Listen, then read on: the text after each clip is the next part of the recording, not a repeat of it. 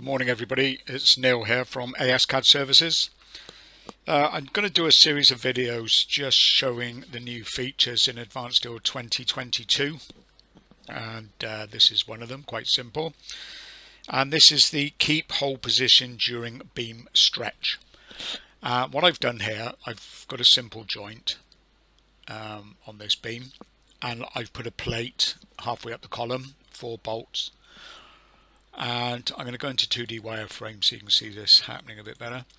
If I were to stretch this column up, nothing changes. And the reason nothing changes is there's an association between the object, the plate in this case, and the column, and the beam and the column. And the association in this case is simply the joint.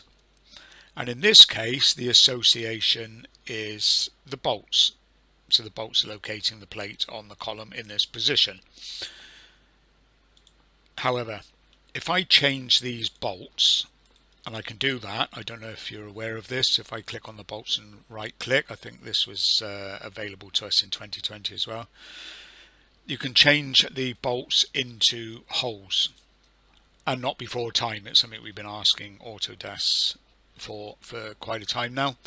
And of course you can then change them back again into bolts or anchors, so you can change holes back the other way.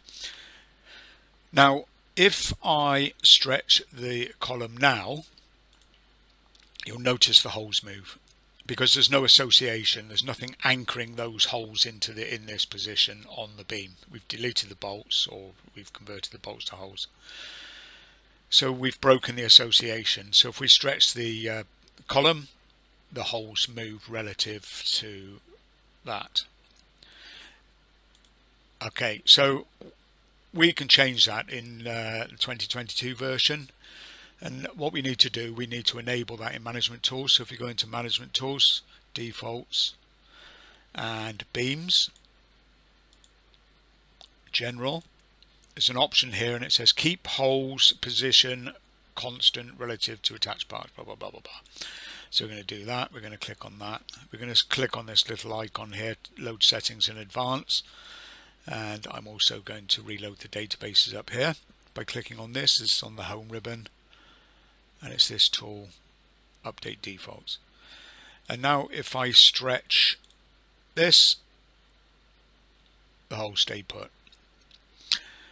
That can save us hours of fun moving holes back into position after we stretched a beam with multiple holes in it. You know how it goes.